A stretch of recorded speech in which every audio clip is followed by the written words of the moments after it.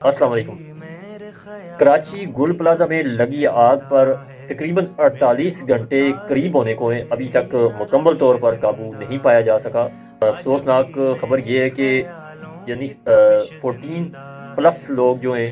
وہ جلس چکے ہیں، مکمل طور پہ جلس چکے ہیں، اور ان کی جو مسخ شدہ لاشیں، ان کے لاشیں مکمل طور پہ تو نہیں مل سکی، لیکن جسم کے جو اعضاء ہیں وہ ملنا شروع ہو گئے۔ یہ انتہائی افسوسناک خبر ہے، انتہائی افسوسناک، میں آپ کو بیان نہیں کر سکتا کہ کس قدر بری خبر ہے یہ۔ ابھی تقریباً 50 سے 60 لوگ پلازے کے اندر موجود ہیں،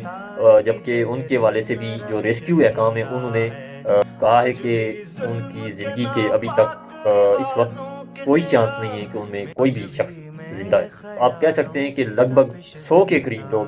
اس وقت اس پلازے میں چل چکے ہیں، اور بہت سارے سوالات بھی عوام کی طرف سے گورنمنٹ سندھ پہ کھڑے کی جا رہے ہیں، ان کے سامنے بہت سارے سوالات رکھے جا رہے ہیں، جیسا کہ لوگ پوچھ رہے ہیں گورنمنٹ سندھ سے کہ آپ نے جب آگ لگی تھی اس وقت فائر بریگیڈ وہاں پہ کیوں نہیں بھیجے؟ اچھا، دوسرے سوالات یہ ہیں جناب کہ لوگ یہ بھی پوچھ رہے ہیں کہ اس پلازے میں منتھلی 1 کروڑ روپے مینٹیننس جمع ہوتی تھی، وہ مینٹیننس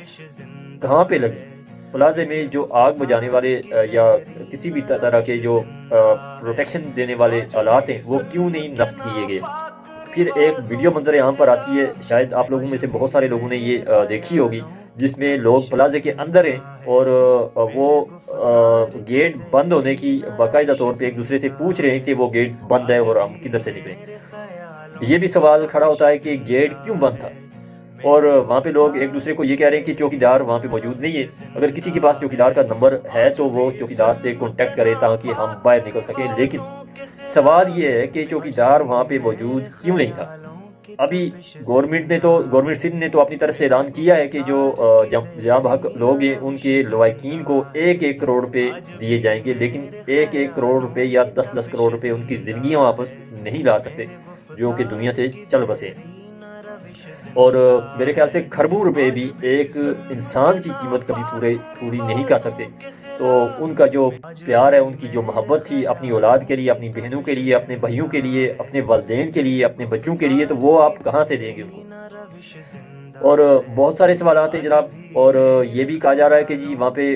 قبضہ مافیا کے راج کی وجہ سے ایسا انتہائی افسوسناک واقعہ پیش آیا ہے،